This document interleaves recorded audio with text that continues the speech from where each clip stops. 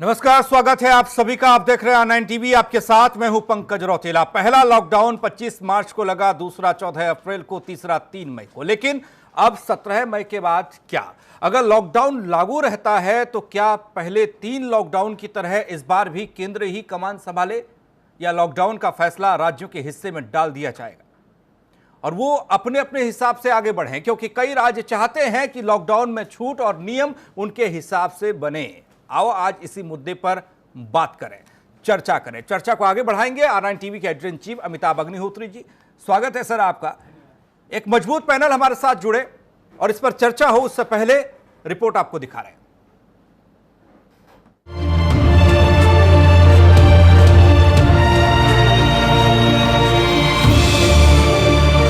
देश में लॉकडाउन 4.0 की शुरुआत के बाद ही इस बात का शोर भी होने लगा है कि इस बार के लॉकडाउन में स्ट्राइक पर कौन होगा। लॉकडाउन 4.0 की कमान भी केंद्र के हाथों में होगी या केंद्र राज्यों के पाले में होगी। दरअसल ये कयास इसलिए लगाए जा रहे हैं क्योंकि देश के करीब 30 सीएम के साथ हुई प्रधानमंत्री नरेंद्र मोदी की बैठक में ज्यादातर मुख्यमंत्रियों ने अपने मन की बात में इस बात पर जोर दिया, जोन का बंटवारा करना और कंपनियों से लेकर कारोबार तक तमाम तरह की छूट देना, ये तो राज्यों का हक है। अब इन हालात में पीएम मोदी ने सभी मुख्यमंत्रियों से 15 मई तक लॉकडाउन पर ब्लूप्रिंट मांगा है। कुछ राज्यों द्वारा जो यह मांग की गई है कि उनको अपनी शर्तों पर लॉकडाउन चलाना है या नहीं चलाना है, कैसे क्या करना है, उसकी छूट दी जाए, तो यह उचित प्रतीत नहीं होता है। क्योंकि पूरे देश में और पूरे विश्व में बीमारी एक ही है, शत्रु एक ही है। उसको लड़ने के लिए केंद्र सरकार जो भी नियम, कायदे, कानून, एडवाइजरी जारी करे, उसे राज्य सरकारों को पूरी तरह से लागू करना चाहिए। मुख्यमंत्री योगी आदित्यनाथ ने प्रधानमंत्री के निर्देशों पर चलने की बात कही, तो वहीं पीएम मोदी ने नया नारा देते हुए कहा है कि अब हमें जन से लेकर जग तक के सिद्धांत पर चलना है। वहीं 7 सूबों ने लॉकडाउन बढ़ाने की पैरवी की है।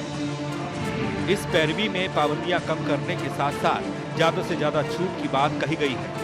कांग्रेस शासित राज्य सरकारें छूट का ये बटन अपने हाथ में लेना चाहती है। 17 मई के बाद केंद्र सरकार के पास क्या कार्य योजना है, देश भी पूछ रहा है। उत्तर प्रदेश की जनता और पूरे देश की जनता प्रधानमंत्री की तरफ देख रही है। आखिर क्यों नहीं सरकार कार्य योजना बताती है? सरकार को बताना चाहिए। जहां जहां राज्य सरकार हैं, अगर राज्य सरकार की जिम्मेदारियां हैं तो राज्य सरकार को देनी चाहिए, मगर स्पष्ट होना चाहिए कि आगे की रणनीति क्या है। बहरहाल चौथे चरण के लॉकडाउन के लिए 2 रास्तों का रोड मैप दिखाई दे रहा है। ऐसे में सवाल यह है कि क्या लॉकडाउन 4.0 में केंद्र ही कमान संभाले या मामला कर दिया जाए राज्यों के हवाले। Bureau report, R9 TV, Uttar Pradesh, Uttarakhand.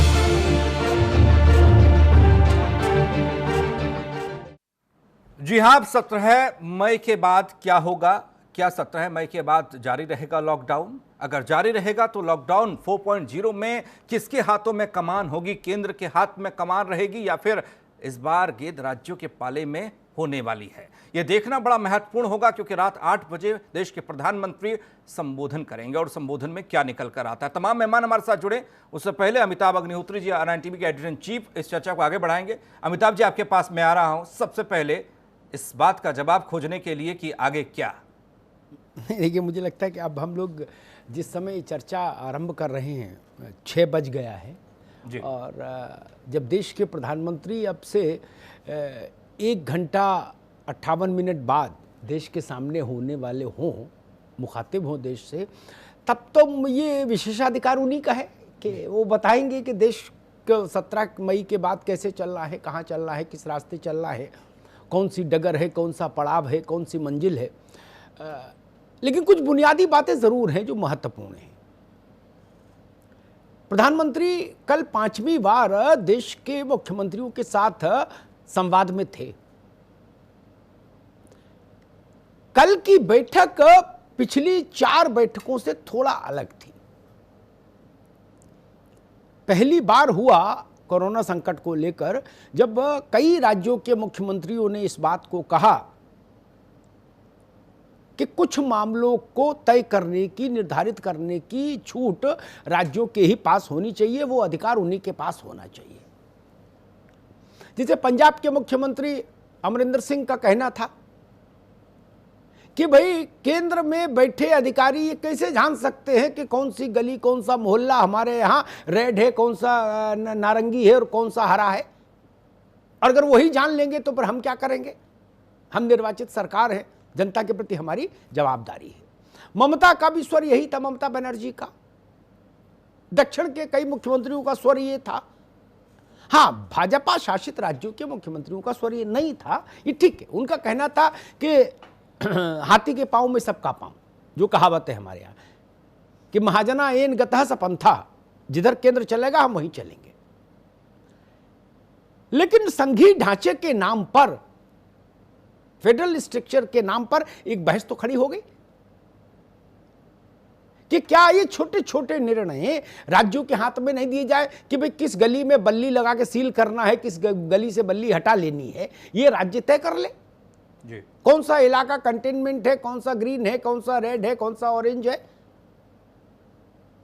और राज्य ये भी चाहते हैं कि कारोबार में किस चीज को छूट दी जाए, किसको आधी छूट दी जाए, किसको पूरी छूट दी जाए, किसको कतई प्रतिबंधित रखा जाए, इसमें भी उनकी से होनी चाहिए। इसके पीछे उनके अपने तर्क हैं। हर राज्य के अलग अलग किस्म के कारोबार हैं। एक मुख्य कारोबार अलग किस्म का है। अब बनारस में कपड़े का उत्पादन, बुनकर का काम जो है वो एक महत्वपूर्ण काम है। मिर्जापुर के लिए वो महत्वपूर्ण नहीं है, फर्रुखाबाद के लिए महत्वपूर्ण नहीं है। फर्रुखाबाद के लिए नमकीन का प्रोडक्शन महत्वपूर्ण है, खुर्जा के लिए पॉटरी का प्रोडक्शन महत्वपूर्ण है। बाकी दुनिया में कुछ बने न बने, खुर्जा मांगेगा कि भाई पॉटरी खुल जाए, गमला बने, गुलदस्ता बने। मुरादाबाद चाहेगा कि पीतल इंडस्ट्री को छूट दे दी जाए ताकि यहां से पीतल का सामान बने और विश्व भर में निर्यात हो। तो राज्यों का कहना यह है कि एक राष्ट्रीय स्तर पर सूची नहीं हो बन सकती इसकी। यह सूची स्थानीय वरीयता और जरूरतों के हिसाब से बननी चाहिए। मुझे लगता है कि ये मेरी अपनी विवेक शक्ति कहती है कि दो परिस्थिति बनती हैं। एक परिस्थिति तो ये बन सकती है कि 31 मई तक लॉकडाउन 4 कुछ और ज्यादा रियायतों के साथ केंद्र अनाउंस कर दे और उसके बाद 1 जून से यह मसला राज्यों के ऊपर छोड़ दिया जाए। यह बात मैंने इसलिए कही क्योंकि अभी देश भर में बड़ा ट्रांजिट हो रहा है ह्यूमन रिसोर्स का। आज अकेले स्पेशल ट्रेन छोड़ दीजिए, श्रमिक एक्सप्रेस जो हैं, श्रमिक स्पेशल जो हैं, उनसे 7 लाख मजदूर, कितना 7 लाख मजदूर देश भर में भेजा गया है। 7 लाख आज। तो माना यह जा रहा है, सरकारी अधिकारी जो बड़े हैं, जो इस काम में लगे हैं, देख रहे हैं, उन लोगों ने मुझे बताया कि करीब 15 दिन लगेंगे इसको सेटल होने में पूरे देश भर में। तब आबादी का विचलन बंद हो जाएगा कि हजारों हजार आदमी कहीं भीड़ लगाए खड़े हैं, तो एक स्थिरता आ जाएगी देश में। तब ये अधिकार राज्यों के हाथ में छोड़ा जा सकता है कि अब आगे उनको क्या करना है, वो क्या करना चाहते हैं। लॉकडाउन रखना चाहते हैं, नहीं रखना चाहते हैं। मान लीजिए महाराष्ट्र है तो उद्धव ठाकरे डिसाइड करेंगे, फिर बिहार है तो नीतीश जी डिसाइड करें। और किसी राज्य में अगर कोरोना के मरीज ना के बराबर हो तो वो भला क्यों चाहेगा कि राष्ट्रीय व्यवस्था के तहत वो भी लॉकडाउन झेले। वो कहेगा भाई मेरे यहां खुला करो, मैं तो अपना काम आगे बढ़ाऊं। नॉर्थ ईस्ट के राज्य हैं, वहां कोरोना इतनी बड़ी विभीषिका नहीं है, छुटपुट कहीं कुछ होगा तो अलग बात है। वो क्यों चाहेंगे कि राष्ट्रीय नीति के तहत वो भी बंधक बने। और महाराष्ट्र स्वाभाविक तौर पर ये चाहेगा, जहां मुंबई जैसा मामला हो, कि भाई अभी इसको कैरी ऑन करो। बिहार चाहेगा ये, दिल्ली कुछ हद तक चाहेगी। तो मुझे लगता है ये एक बड़ी परिस्थिति है। और प्रधानमंत्री अगर अभी ये निर्णय नहीं लेते, राज्यों को निर्णय लेने की जो शक्ति देने की बात है, तो मेरा अपना सेंस ये कहता है कि 31 मई के बाद कोरोना से लड़ाई चूंकि लंबी चलेगी, इसलिए राज्यों के हवाले होगी बागडोर। ये जान लीजिए, वो कोई क्या परिस्थिति 31 मई को बनेगी ईश्वर जाने, लेकिन राज्यों की इस इच्छा को बहुत समय तक नकारा नहीं जा सकता। और वैसे भी संघीय ढांचे में ये बहुत बेसिक चीजें हैं जिन पर राज्यों का इख्तियार होना ही चाहिए। वो अपने इलाके में क्या बंद करना चाहते हैं और कितना बंद करना चाहते हैं, ये बहुत छोटा मसला है, ये उनके हाथ में ही रहना चाहिए। कौन सा दफ्तर खोलना चाहते हैं, कौन सा बंद करना चाहते हैं, कौन सा बाजार खोलना चाहते हैं, वो चश्मे की दुकान खोलना चाहते हैं या घड़ी की दुकान खोलना चाहते हैं, इसके लिए एक राष्ट्रीय सूची में समय क्यों लगे? राष्ट्र की ऊर्जा और राष्ट्र की क्षमता लगनी चाहिए कोरोना की नई दवा वैक्सीन ढूंढने में, संसाधनों में,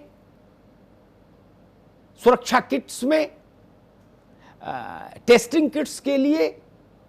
वहां राष्ट्र की जरूरत है, उसके हाथ में कमान होनी चाहिए। लेकिन जैसा मैंने शुरू में कहा, कौन सा मोहल्ला सील करें और कौन सा मोहल्ला खोलें, ये एसडीएम और डीएम के स्तर का काम है, इसको छोड़ देना चाहिए। जी चलिए, हमारे साथ कुछ खास मेहमान भी जुड़ चुके हैं, अब स्क्रीन पर आपने देखा और उनसे आपका तारुफ करा दें। आनंद स्वरूप शुक्ला जी, संसदीय कार्य एवं ग्राम विकास राज्य मंत्री हमारे साथ जुड़ रहे हैं। मेजर रिटायर आशीष चतुर्वेदी जी, नेता समाजवादी पार्टी, हमारे साथ जुड़ रहे हैं। एसपी शर्मा साहब, सचिव इंडियन इंडस्ट्री एसोसिएशन से हमारे साथ हैं। सुधा भारद्वाज, सामाजिक कार्यकर्ता, हमारे साथ हैं। आप सभी मेहमानों का स्वागत है। चर्चा अमिताभ अग्निहोत्री जी आगे बढ़ाएंगे। अमिताभ जी प्लीज। मेहमान आनंद जी, बहुत बहुत स्वागत। 17 के बाद क्या, 8 बजे तो हम लोग प्रधानमंत्री का संबोधन सुनेंगे ही, लेकिन एक बड़े राज्य के मंत्री के नाते अभी तक जो परिस्थितियां हैं उनको देखते हुए आप क्या अनुमान लगाते हैं कि 17 के बाद देश और प्रदेश को किस रास्ते चलना होगा?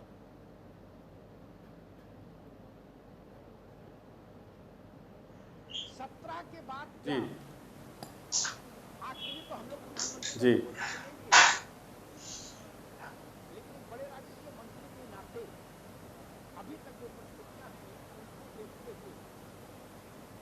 देखिए, उत्तर प्रदेश को पूज्य मुख्यमंत्री योगी आदित्यनाथ जी ने अपने कुशल प्रशासनिक क्षमता से और माननीय प्रधानमंत्री जी के मार्गदर्शन में बहुत अच्छे से कोरोना पर विजय प्राप्त किया है। और कोरोना का संक्रमण उत्तर प्रदेश में कम से कम फैले, यही प्रयास अभी है। और केंद्र सरकार, राज्य सरकार लगातार मिलकर के काम कर रही हैं। और इसलिए जैसा केंद्र सरकार के निर्देशानुसार प्रदेश में या पूरे देश में जो 3 तरह के जनपद, रेड जोन, ऑरेंज जोन और ग्रीन जोन बनाए गए हैं, तो जहां जहां जो सहूलियत देने की आवश्यकता है वहां जरूर दिया जा रहा है। कल माननीय प्रधानमंत्री जी ने 6 घंटे सभी माननीय मुख्यमंत्रीगण से वार्ता किया है जी। और आज माननीय प्रधानमंत्री जी का राष्ट्र के नाम संदेश भी है। तो उस दिशा में उत्तर प्रदेश की सरकार का एक ही प्रयास है कि कोरोना के संक्रमण को बिल्कुल नहीं बढ़ने दिया जाए और आगे चल के हमारी औद्योगिक इकाइयाँ शुरू हो, लोगों को रोजगार मिल सके। सरकार का एक महत्वपूर्ण प्रयास यह भी है। और जो जो अवसर अभी हैं इस लॉकडाउन के दौरान भी कि हम लोगों को ऐसे रोजगार दे सके, तो सरकार उस दिशा में प्रयास कर भी रही है, करती रहेगी। जी आनंद जी, कहने में बात सरल लगती है, लेकिन सच्चाई ये है, कारोबार और लॉकडाउन एक साउथ पोल है, एक नॉर्थ पोल है, दोनों विपरीतगामी चीजें हैं। लॉकडाउन में मतलब नो कारोबार और कारोबार मतलब नो लॉकडाउन। कोई कारोबार लॉकडाउन में नहीं चल सकता और कोई लॉकडाउन नहीं चल सकता कारोबार रहते हुए। जब भी लॉकडाउन होगा तो कारोबार को बंद होना होगा और जब भी कारोबार चलेगा तो लॉकडाउन को जाना होगा। कागज में ना जाए तो व्यवहार में जाना होगा। लेकिन ऐसा संभव नहीं दुनिया में कहीं कि कारोबार भी चले और लॉकडाउन भी। ये स्थिति तो है ना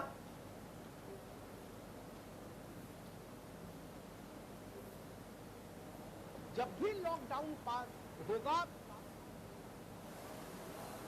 लेकिन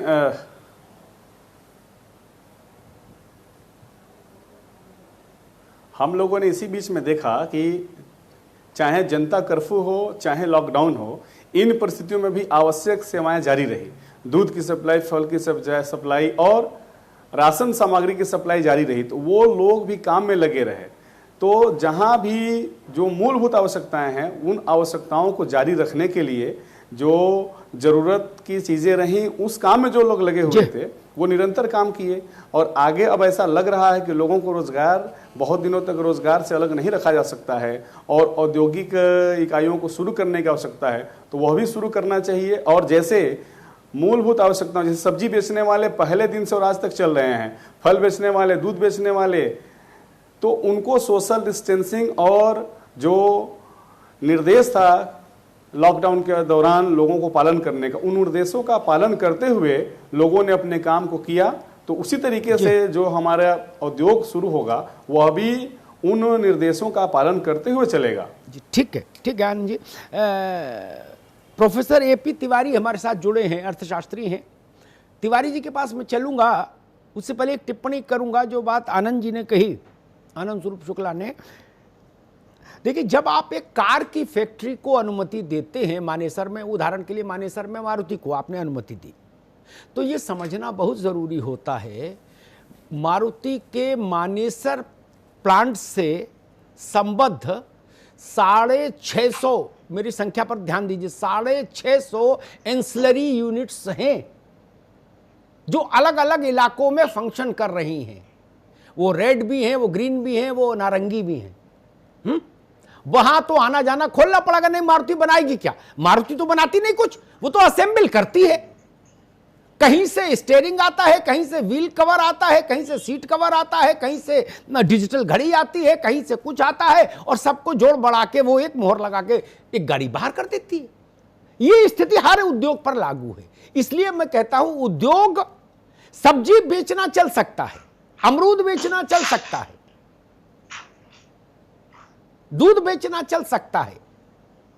गाय बहुत सोशल डिस्टेंसिंग डिस्टर्ब नहीं करती। लेकिन जिनको हम उद्योग बोलते हैं वो खोलेंगे तो लॉकडाउन के कवच ढीले होंगे, और लॉकडाउन के कवच कड़े रखेंगे तो वो उद्योग नहीं चल पाएंगे। तिवारी जी, ठीक बात है कि नहीं?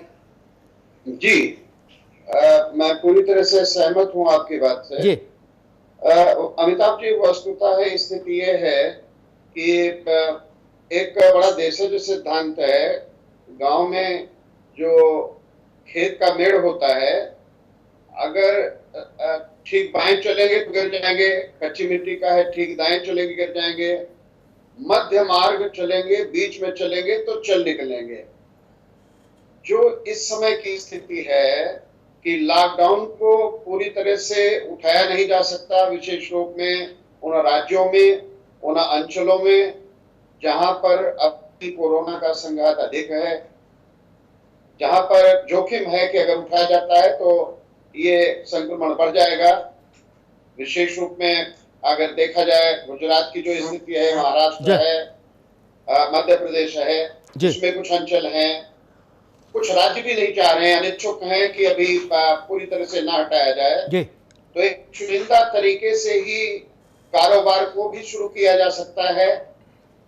जैसा कि आप अपने इस प्रतिष्ठित चैनल के माध्यम से बार बार उठाते रहे हैं कि जो दैनिक जीवन यापन करने के लिए जरूरी सामान है वो तैयार होना शुरू हो।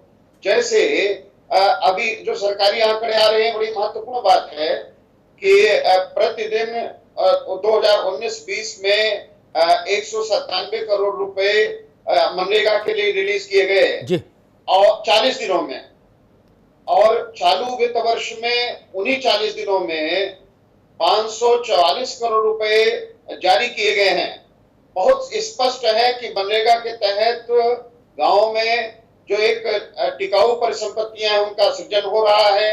जैसे तालाब खोदे जा रहे हैं, झीलें बनाई जा रही हैं, कुओं का रिपेयर हो रहा है। तो एक जो टिकाऊ परिसंपत्ति का सृजन है वो विकास को भी बढ़ा रहा है। जी।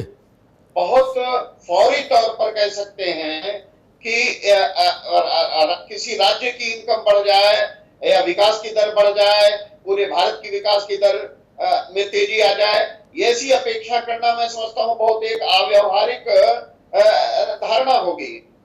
ऐसे में ठीक बात, आवश्यकता ठीक है इस तिवारी बात की है। जी। अब आपने बिल्कुल उचित बात कही।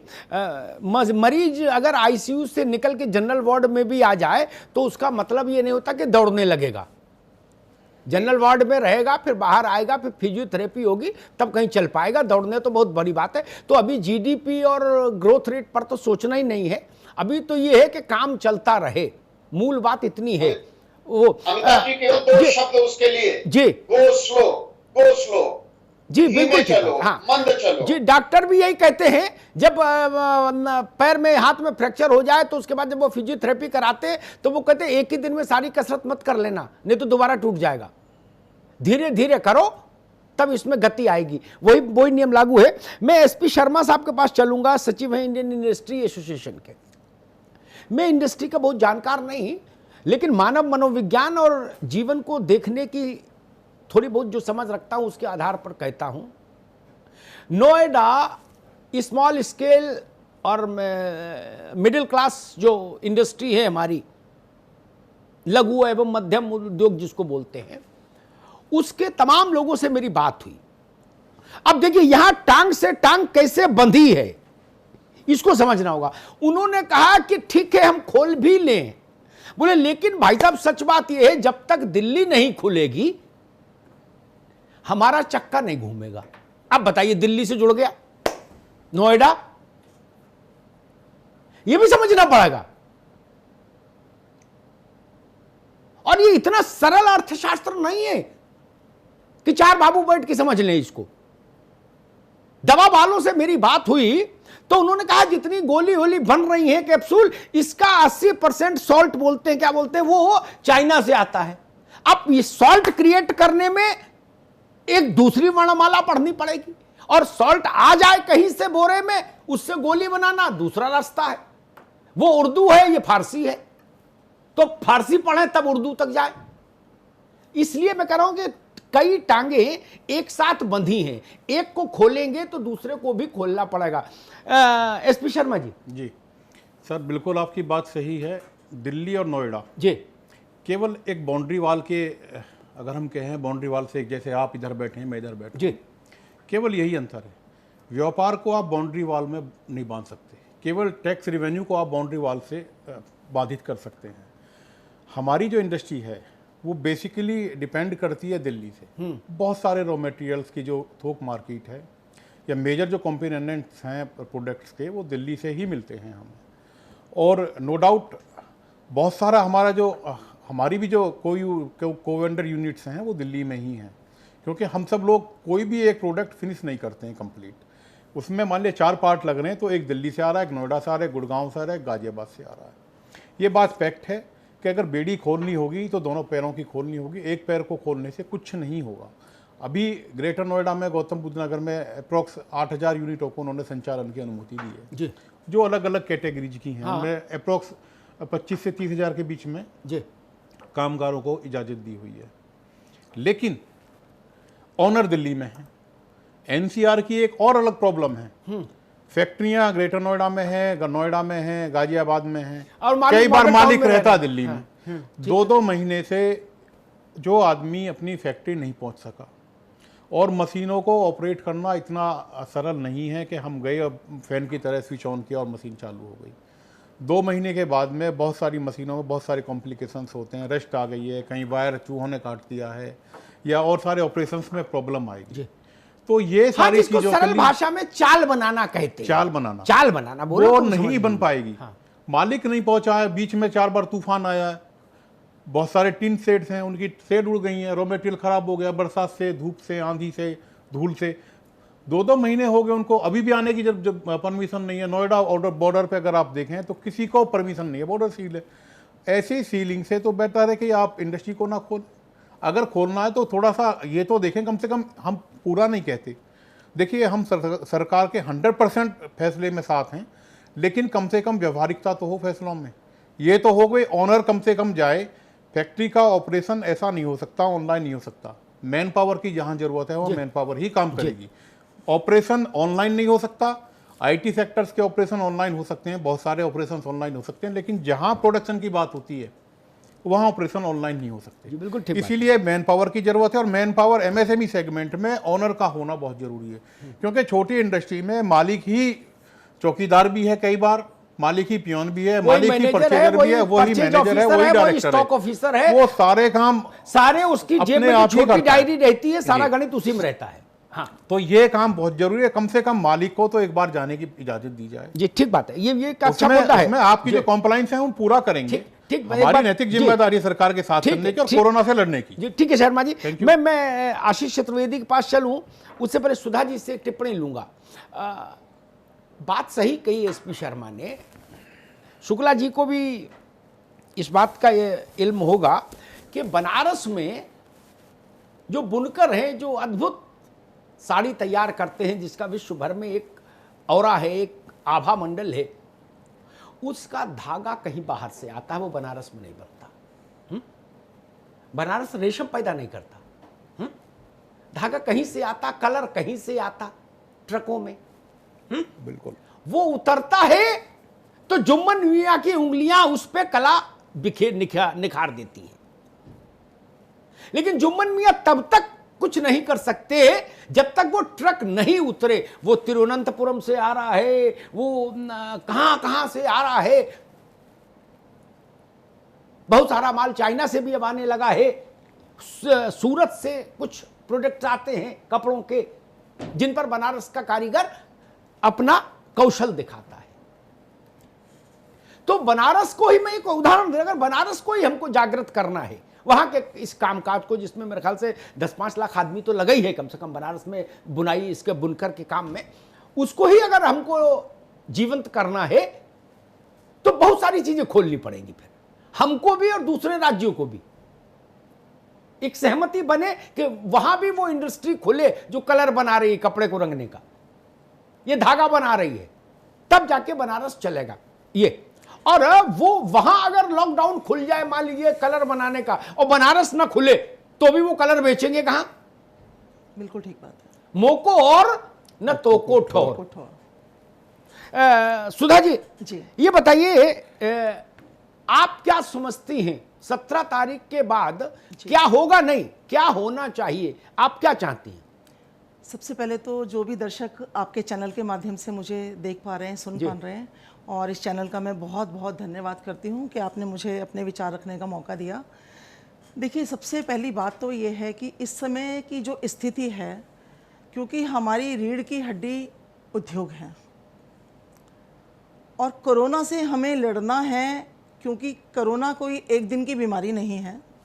सोशल डिस्टेंस को मेंटेन करते हुए आज हमें अपने जीवन में मास्क लगाना बहुत ज़रूरी है, अपने हाथों को सैनिटाइज़र करना बहुत ज़रूरी है, सोशल डिस्टेंस बहुत ज़रूरी है, क्योंकि इस 45 दिन की कोरोना की लड़ाई में आज एक मज़दूर भी समझ गया है कि इस कोरोना से लड़ने के लिए हमें किस तरीके से सोशल डिस्टेंस का पालन करना है।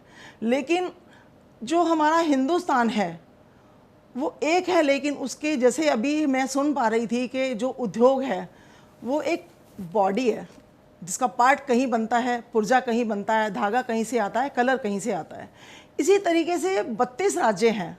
तो सबसे पहले तो हमने जो ये 32 राज्यों की सीमा, जैसे अभी जिक्र हो रहा था कि नोएडा का, दिल्ली से, यहाँ से हरियाणा का, यहाँ से राजस्थान का, तो ये सीमाएं बंद करनी नहीं चाहिए थी, इनको तुरंत खोल देना चाहिए। ये मेरा मोदी जी से अनुरोध है, क्योंकि जितने भी जो राज्य हैं उन सभी राज्यों में जो भी उद्योग, क्योंकि आज हमारी जीडीपी 0 पर चली गई है, और जब ये उद्योग आज जो बंद हो चुके हैं या जो मरने की कगार पे खड़े हैं, क्योंकि जितने मजदूर जो पलायन कर गए हैं उनको देख करके बाकी के लोगों में घबराहट पैदा होकर के, अगर आज हमने 1000 को उनकी मंजिल तक पहुंचाया है तो 10,000 कल तैयार खड़े हैं। 10,000 को पलायन से रोका है तो लाख, तो हमारी जो जीडीपी है आज वो 0 पर है। तो जितने जो प्रदेशों में उद्योग लगे हुए हैं, मेरे ख्याल से, ये मेरी सोच है कि सभी राज्यों को अपने उन उद्योगों को चलाने के लिए बैंक से वित्तीय सहायता देनी चाहिए, और उस वित्तीय सहायता में जो इंस्टॉलमेंट और जो हम उनकी बात करते हैं, तो उसे कम से कम 6 महीने तक के लिए रोक देना चाहिए, टाल देना चाहिए। ठीक है, ये बड़ी और popular- उसके ठीक है, 6 महीने के बाद आएंगे आपके पास दोबारा। जी। ये बड़ी पॉपुलर डिमांड है कि बैंक EMI 6 महीने रोक दी जाए, उसके बाद किस्तों पे ठीक दी है, जाए, लेकिन मैं उस ताकि वो देने की ठीक स्थिति में आ है, जाए। ठीक है, ठीक है सुधा जी, हम लोग अब तो खैर वो दौर बंद हो गया, सब व्हाट्सअप हो गया। आज से 20 साल पहले ऐसे नारे हर दूसरे तीसरे दिन सड़क पर हम लोग लगते देखते थे, छात्र जीवन में भी देखते थे कि चाहे जो मजबूरी हो हमारी मांगे पूरी हो, ये नारा लगता था, चाहे जो मजबूरी हो हमारी मांगे पूरी हो। मैं उस नारे के पक्ष में कभी नहीं रहा, चाहे जो मजबूरी नहीं, जो संभव हो वो जरूर पूरा हो, है ना। सब कुछ सबको अगर राहत पैकेज दे देंगे तो 2 प्रश्न खड़े होते हैं। अव्वल तो राहत पैकेज देने के लिए पैसा कहां से आएगा? ये जान लीजिए सरकार का कोई अपना बटुआ नहीं, हम आप जो सरकार के भिक्षा पात्र में डालते हैं उसी से उसका कोष बनता है। सरकार की संरचना समझ लीजिए। आनंद स्वरूप शुक्ला जी बैठे हुए हैं, ये मंत्री हैं उत्तर प्रदेश सरकार में, लेकिन आनंद जी का उतना ही अपना है जितना स्टेट बैंक में खाते में आता है तनख्वाह। उत्तर प्रदेश की सरकार वेतन भुगतान तब करेगी जब राजस्व पाएगी, तो सबको वेव ऑफ तो मुझे नहीं लगता संभव होता किसी देश के लिए। वो एक बड़ा बहस का विषय है। आशीष चतुर्वेदी, आपके हिसाब से 17 तारीख के बाद क्या खुलना चाहिए और क्या बंद रहना चाहिए?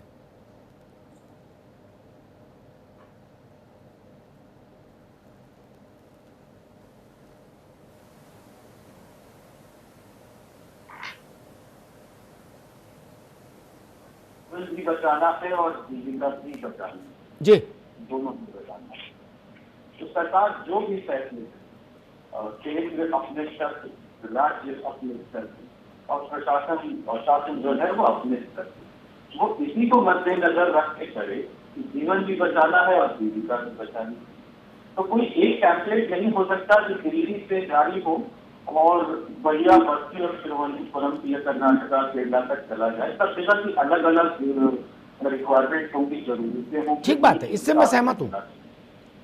और दूसरी चीज अंदाज मुझे ऐसा लगता है कि कोरोना अब जो है हम हिंदुस्तानियों को उसकी आदत डालनी होगी कि अब ये वो चीज नहीं है जो 2 महीने 3 महीने अगर सरकार और लॉकडाउन बढ़ा दे तो खत्म हो जाए। मैं समझता हूँ कम से कम 6-8 महीने तो कहीं भी नहीं गए हैं उस दिन तक ये देश से खत्म होगा।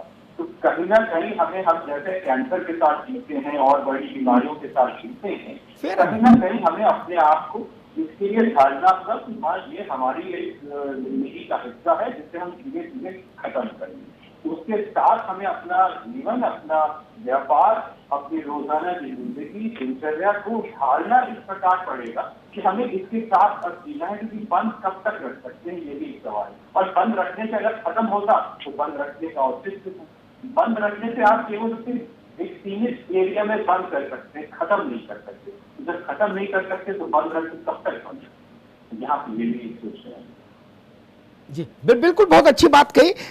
एक ब्रेक लेना है, लेकिन जो बात आशीष चतुर्वेदी कह रहे थे उसी पर मुझे लगता है कि हम लोग जितनी जल्दी ये समझ लें कि कोरोना वायरस ये जो आया है ये टूरिस्ट वीज़ा पे नहीं आया कि इस पर एक टाइम पड़ा हुआ है कि भाई 23 मई को इसका वीज़ा एक्सपायर हो जाएगा तो ये डिपोर्ट हो जाएगा।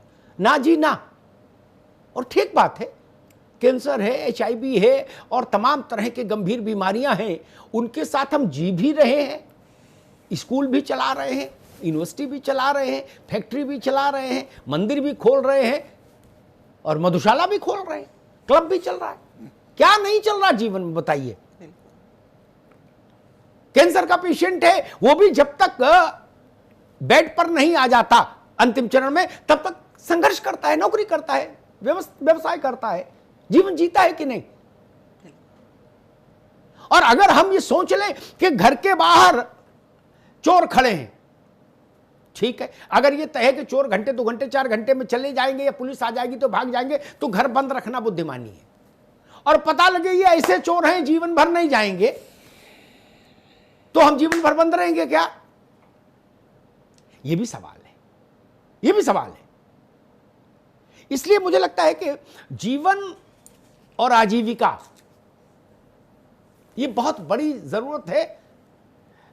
कोरोना से कितने लोग पीड़ित होंगे इसकी संख्या गिनी जा सकती है, अमेरिका में भी और भारत में भी। जो वर्स्ट केस है अमेरिका का वहां भी और भारत में भी। लेकिन भूख से कितने प्रभावित होंगे उसकी गिनती फिर संभव नहीं होगी। अमेरिका में भी, हमारे यहां भी। अमेरिका में 2 करोड़ 6 लाख लोग अब तक बेरोजगार हो चुके हैं जिस वक्त हम लोग बात कर रहे हैं। 2 करोड़ 6 लाख लोग। अमेरिका के कुल बजट का 45% वजीफा मतलब महीने का स्टाइपेंड बांटने में जा रहा है। लोग बेरोजगार हो गए, सरकार से कह रहे पैसा दो। शुक्ला जी, बहुत सारी चीजें ऐसी हैं जो एक दूसरे से नाभिनाल का रिश्ता रखती हैं। एक का चक्का घूमेगा तो दूसरे का भी घुमाना पड़ेगा, वरना वो चीज परिणाम नहीं देगी, उसका निर्माण नहीं होगा। ये बात कार से लेके और नल की टोटी तक लागू है। पॉलिश कोई कर रहा, ढलाई कोई कर रहा, गलाई कोई कर रहा, डिब्बा बंद कोई कर रहा और मोहर कोई लगा रहा अपनी। 10 जगह घूमती है एक टोटी, तब जाके वो तैयार होती है बिकने के लिए। वहां से लेके और करोड़ 2 करोड़ रुपए की गाड़ी तक सब ऐसे ही बन रही है। गाड़ी घूमती नहीं है, गाड़ी में पुर्जा वाले सब वहीं आ जाते हैं झोला में अपना सामान लेके। कोई बल्ब ले आया, कोई कुछ ले आया, तो असेंबल होता है। ये एक बड़ी चुनौती होगी आपके सामने, सरकार के सामने, क्योंकि एक चीज खोलेंगे तो उससे जुड़ी 10 चीजें खोलनी होंगी। ट्रक चलेगा तो स्पेयर पार्ट्स की दुकान खोलनी पड़ेगी, ढाबा खोलना पड़ेगा, पंचर की दुकान खोलनी पड़ेगी, तब ट्रक चल पाएगा सड़क पर। नहीं, बिल्कुल सही बात।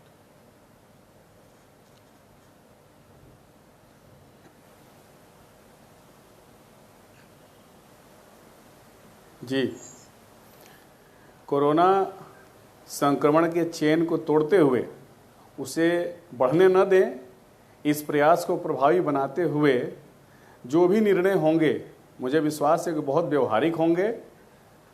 जो भी आवश्यक होगा उसको माननीय प्रधानमंत्री जी और पूज्य मुख्यमंत्री जी मिल करके उसके बारे में निर्णय लेंगे। और मुझे लगता है कि जो भी शंकाएं अभी हम व्यक्त कर रहे हैं, आज प्रधानमंत्री जी के उद्बोधन के बाद और कल फिर पूज्य मुख्यमंत्री जी का जो संदेश आएगा, उसके बाद सारी स्थिति साफ हो जाएगी।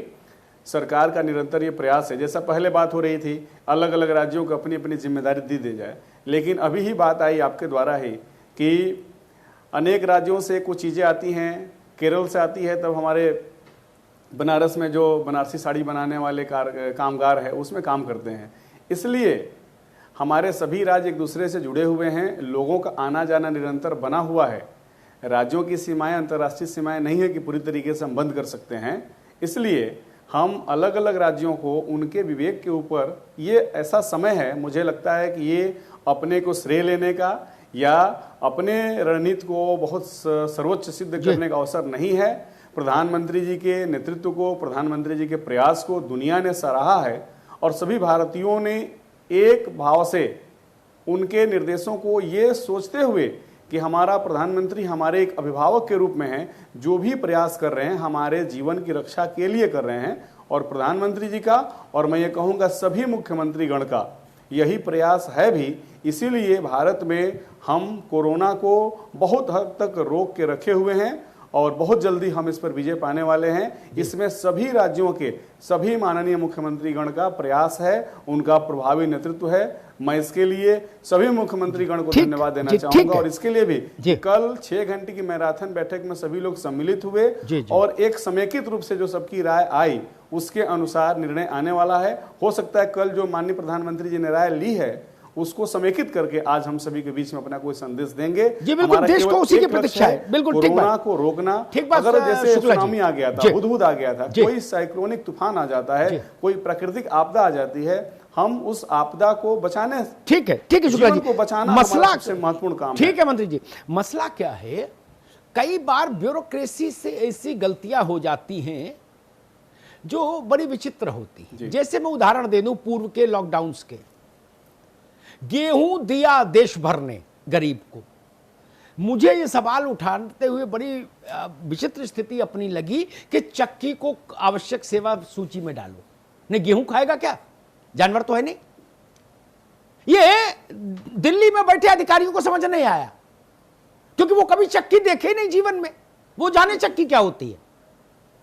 ये अमिताभ अग्निहोत्री जानता था, इसलिए सवाल उठाया। उसके बाद नोटिफिकेशन आया नया कि भाई चक्की भी जोड़ दी गई। मैंने कहा गेहूं कौन खाएगा? जानवर, आदमी तो खा नहीं सकता। जैसे एक और उदाहरण देता हूं, नोटिफिकेशन आया ट्रकों को अनुमति है, मालवाहक ट्रकों को, ओके। मैंने नोटिफिकेशन 3 दफे पढ़ा, 3 दफे पढ़ा। इसलिए तो लोकतंत्र सुनो सुनो भैया, सुनो महाराज, 3 दफे पढ़ा कि पंचर की दुकान, स्पेयर पार्ट्स और ढाबा है नहीं। फिर आवाज उठाई, फिर 3 दिन बाद एक रिजवाइंडर आया कि ये भी खोल दी जाएंगी। तो भाई ट्रक अकेले चला जाएगा 1700 किलोमीटर, और रास्ते में मर जाए, उसका ट्रक पंचर हो जाए, पलट जाए, कहां किसको रोएगा, वो खाना कहां खाएगा? ये ना समझी। एक और उदाहरण देता हूं, कहा कि हम बिजली मैकेनिक, एसी मैकेनिक को परमिट करते हैं देश भर में। सवाल उठा, बिजली वाला आया मेरे घर, उसने कहा एमसीबी फूक गई, नया एमसीबी लाना होगा, बिजली की दुकान चाहिए ना। तो फिर हमने कहा कि इस मसले को देखो। इसलिए कहते हैं सब कुछ ब्यूरोक्रेसी जानती हो ऐसा जरूरी नहीं। देश में अलग अलग स्तरों पर सोचने वाले अनुभव के लोग हैं, उनकी भी बात ब्यूरोक्रेसी को सुनना चाहिए, क्योंकि ब्यूरोक्रेसी से कई बार नासमझियां होती हैं। तिवारी जी, ये मैंने उदाहरण दिए जिनमें मैंने खुद इंटरवीन किया है।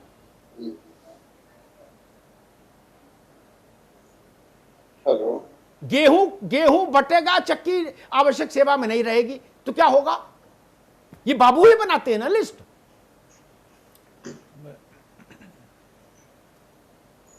एसपी शर्मा, वही बात आपसे कर रहा हूं। बिजली मैकेनिक ओके, बिजली की दुकान बंद, बढ़ई ओके, प्लाई और हार्डवेयर और उसकी कील कांटे की दुकान बंद, तो बढ़ई अपने सिर में ठोकेगा कील।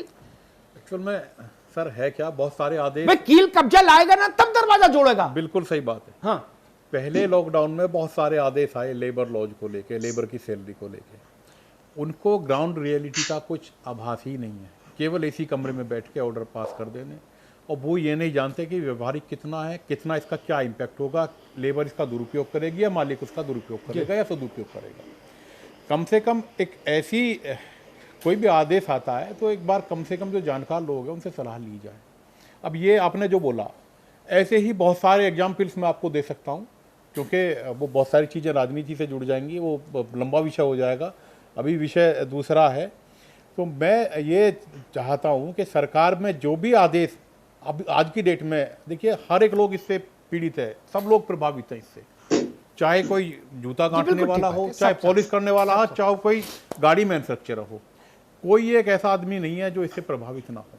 सबकी अपनी अपनी परेशानी है, लेकिन सरकार के द्वारा ऐसे आदेश आए जो सबको मान्य हो और उन आदेशों से किसी को पीड़ा ना हो। ठीक बात है। सुधा जी, मूल बात होती है कि कोई सुविधा अगर आप खोल रहे हैं तो उससे जुड़ी समूची चेन को खोलिए जी।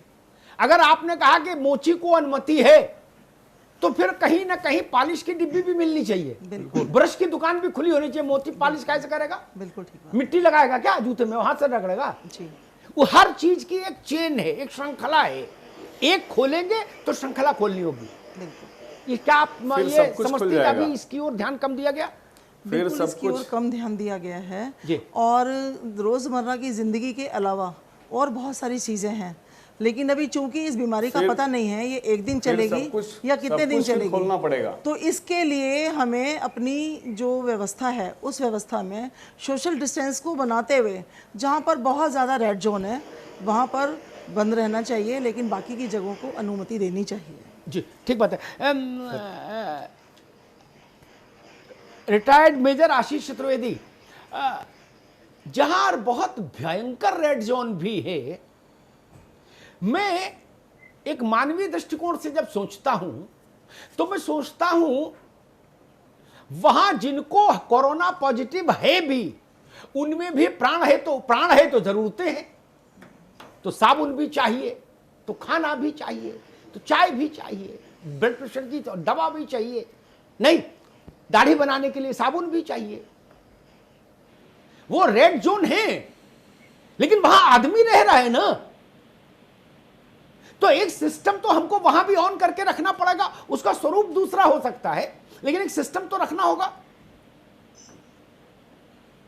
बिल्कुल, अगर व्यवहारिक दृष्टिकोण से हम सोचते हैं तो एक व्यक्ति 2 व्यक्ति होने से एक एरिया जो है रेड जोन में आ सकता है। अब उन 2-3 व्यक्तियों के अलावा भी तो वहाँ इतने सारे लोग हैं जो रह रहे हैं, और जिस ग्रीन जोन की हम बात करते हैं कि आज वो ग्रीन जोन है, मान लीजिए कल अचानक वहाँ कोई केसेस निकल आते हैं तो वो रेड जोन में तब्दील हो जाएगा। जी बिल्कुल। तो हम क्या एक दिन चालू करेंगे, दूसरे दिन बंद करेंगे, ये हम कैसे कर पाएंगे? तो जैसा मैंने पहले भी कहा कि अब हमें इसके साथ जीने आदत डालनी होगी। हमें ये ध्यान रखना है कि हम अपनी बॉडी की इंडिविजुअल इम्यूनिटी कैसे बढ़ाएं। सरकार को ये देखना है कि जो इंडेक्स पढ़ेंगे उसको वो कैसे टैकल करेगी, कैसे हैंडल करेगी, लेकिन अब बहुत ज्यादा पाबंदियों के आप काम नहीं कर पाए। जी, बहुत अच्छी बात की आपने। प्रोफेसर तिवारी, अगर आप तक मेरी आवाज जा रही हो तो एक बात आशीष ने बड़ी अच्छी उठाई, ये मौलिक बात है।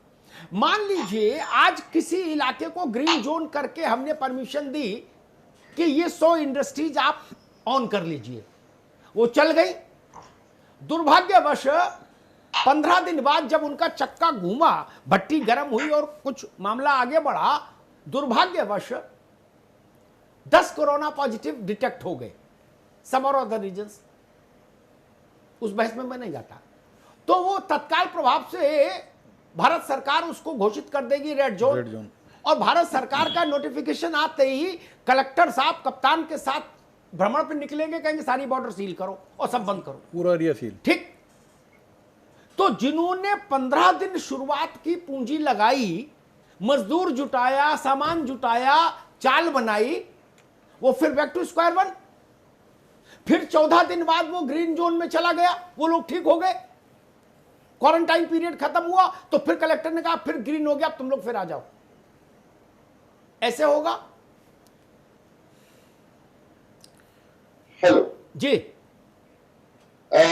अमिताभ जी, मैंने शुरू में ही इस बात को उठाया कि बहुत जल्दबाजी में काम करना, अर्थव्यवस्था को पुनरुत्थान की तरफ ले जाने की कवायद शुरू कर देना मेरी समझ में विवेक सम्मत नहीं होगा। अभी कम से कम इस पूरे मई माह में हमें देखना पड़ेगा कि कहां पर, किन क्षेत्रों में बीमारी का प्रसार हो रहा है, नहीं हो रहा है, क्योंकि प्रवासी मजदूर हैं, वो अपने गांव पहुंच रहे हैं।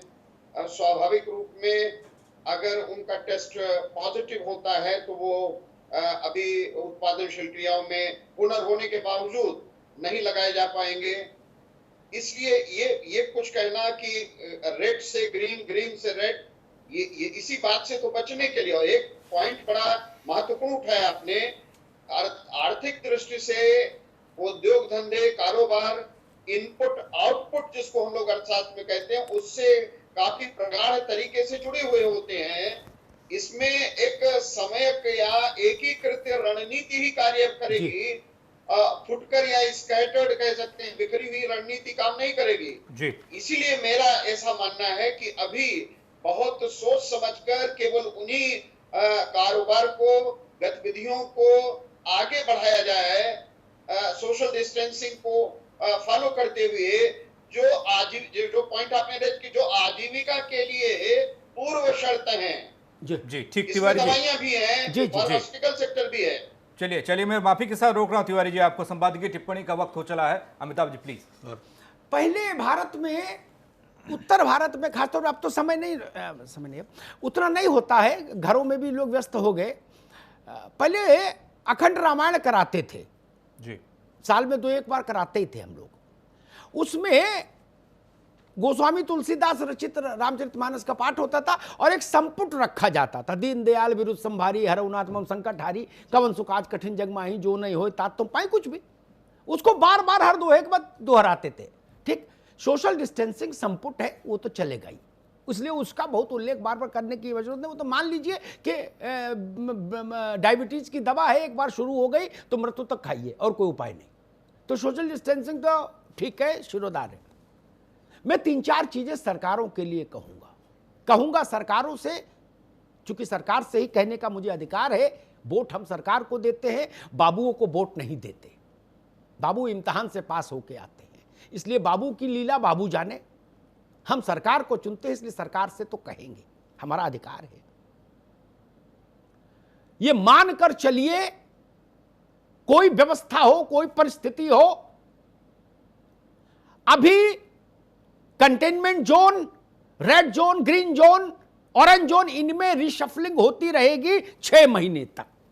कोई ब्रह्मा उतर आए, ये रिशफलिंग नहीं रुक सकती। ग्रीन वाला ऑरेंज में, ऑरेंज वाला रेड में, रेड वाला इधर जाएगा, वो उधर जाएगा। एक मोहल्ला कंटेनमेंट से खुलेगा तो दूसरे में कंटेनमेंट होगा, ये सब चलता रहेगा। और तब तो और भी, जब करीब 2.25 करोड़ लोग रिसेटल हो रहा है देश में। 2.25 करोड़ लोग रिसेटल हो रहे हैं देश में 1 महीने के अंदर। तो जो कोई ऐसी उम्मीद लगाए बैठा कि नहीं कुछ नहीं, वो भी मुझे लगता है व्यवहारिक तौर पर आंख बंद किए। तब अनुमति का आधार क्या होगा? 60 दिन के बंद पड़े कारोबार को एक बार रीस्टार्ट करने में जितनी पूंजी लगेगी, जोन चेंज होने के बाद अगर आपने फिर उसको बंद किया तो कारोबारी डूब जाएगा। सबसे बड़ा खतरा वही है सर। तब सब मजदूर कहां जाएगा? फिर वो पटरी भागेगा, वो कहेगा अब तो ये रेड हो गया। इसलिए थोड़ा जितनी बुद्धि विवेक है उसके आधार पर अधिकारी निर्धारण करें इलाकों का, लेकिन थोड़ा भारत को साहस भी रखना होगा। और बड़े उद्योग हैं, मान लीजिए आपने मारुति से कहा कि मानेसर खोलिए, नोएडा में सैमसंग को कहा खोलिए। मैं आप लोगों की जानकारी के लिए बता दूं, मंत्री जी की जानकारी के लिए भी, उस एक यूनिट में 3,500 आदमी काम कर रहा है। 3,500। अब मान लीजिए कल वो इलाका फिर जोन रंग बदल ले, तो क्या फिर कोई एसडीएम पहुंच जाएगा, वो ताला लेके बंद करो भैया है और सील करो, दरोगा जी को बैठा दो, बल्ली लगाओ, तो 3,500 आदमी कहां जाएगा? फिर वो पटरी पर आएगा। नहीं, मालिक छोड़िए, फिर हाय होगी। मेरी चिंता मालिक नहीं, मेरी चिंता भी वो 3,500 फिर कहां जाएगा? वो कहां जाएगा? इसलिए इस बात का ख्याल रखा जाए। और दूसरी बात मैं कहूंगा, जितना खोलो प्रभु उतने की पूरी चेन खोलना। बोले बालूशाही बना दी, चाशनी पर रोक है, तो कैसे खाएंगे बालूशाही? पानी में डाल के? ना भैया मत खोलो, बालूशाही का बंद रखो डिपार्टमेंट ही। जब चाशनी भी खोल पाओ, सारे मुख्यमंत्रियों को अपने चीफ सेक्रेटरी से यही बात पूछनी चाहिए। जब वो कहे बालूशाही तो उनसे पूछो कि चाशनी भी खोलोगे? नहीं, उसका ओढ़े के बिछाएं। बिजली मैकेनिक को छूट है कश्मीर से कन्याकुमारी तक। मैं खुश हुआ, मेरे घर में समस्या आई, मैंने बुलाया, उसने कहा एमसीबी फूक गई। मैंने कहा बदलो। बोले ये तो सर बाजार बंद है, कहां से बदले? लॉकडाउन हटेगा तो बदलेंगे। मैंने बोले तब तक रिस्क के साथ जियो, भगवान का ध्यान करो। चल जाए तो चल जाए और चली जाए तो चली जाए। किसी का टीवी खराब है, फ्रिज खराब है, मैकेनिक तो उपलब्ध है, लेकिन वो कह रहा है इसका जो पार्ट है वो नहीं उपलब्ध है आपको जी। इसलिए प्रभु एक कारपेंटर रहे, उसकी जरूरत पड़ी, किसी को मित्र ने बुला लिया, उसने पर्चा पकड़ा दिया कि ये ले आओ। अब ले कहां से आए? घर में 2-4 पुरानी कीलें पड़ी थी, बोले भाई यही ठोंक दे, तब तक फिर देखेंगे। मैं हैरान हूं क्या बाबू लोग ये सब देखते नहीं। और थोड़ा मैं मंत्री लोगों से भी है कहूंगा, थोड़ा बहुत निगाह चश्मा लगा के लिस्ट पर डाल लिया करिए। आप लोग तो गांव देहात में पढ़े हो, बड़े हुए हो, राजनीति की हो, आप नहीं जानते कि बढ़ई को काम की अनुमति होगी तो लकड़ी और कील कांटा खोलना होगा। इस बात को बताने के लिए मतलब कोई सेमिनार करना होगा क्या देश को? कौन नहीं जानता? उत्तर भारत में कौन है जो ये कहे कि मैं पूरी जिंदगी विदेश में रहा हूं और फिर आके यहां मंत्री हो गया? नहीं ना। इसलिए इस बात का ध्यान रखिए भाई, जनता को बड़ी तकलीफ होती है इससे। मत खोलिए वो चीज, छोड़िए, लेकिन आधा अधूरा मत करिए। कि तिलक लगा के शहादत में नाम लिखाओ कि सब खोल दिया, और वो खोला कुछ नहीं। एसी मैकेनिक को छूट गृह मंत्रालय के गजट में लिखा है। ठीक है, एसी मैकेनिक को पुलिस नहीं बंद कर रही है, लेकिन एसी मैकेनिक उसमें गैस कहां से डाले? क्या मुंह से फूके? कैसे करेगा? वो इतना ही करता है कि साबुन लगा देता है उसमें एसी में, कहता बाकी भगवान भरोसे चलाओ। ये ऐसे में 1000 उदाहरण दे सकता हूं जो इस बात पर सवाल खड़ा करते हैं कि जिन लोगों ने लिस्ट बनाई उन्होंने अपने बौद्धिक ज्ञान का इस्तेमाल नहीं किया जी, या उन्होंने भारत को देखा नहीं, भारत की जमीन को जानते नहीं। इसमें राजनीतिक व्यक्तियों का भी दोष है।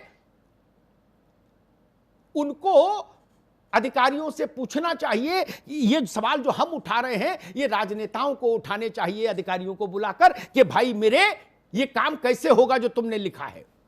जी, जिन्होंने ये लिस्ट बना के दी कि ट्रक की परमिशन ग्रांटेड, नहीं पूछा जाना चाहिए था होम सेक्रेटरी से भारत के कि ट्रक कैसे चलेगा? कानपुर से चला अगरतला के लिए ट्रक, निराहार चलेगा? जी, निराहार चलेगा क्या? ढाबा आपने खोले 20 तारीख को और ट्रक की परमिशन दे दी थी 1 तारीख को, अप्रैल में। ये विसंगति क्यों आई?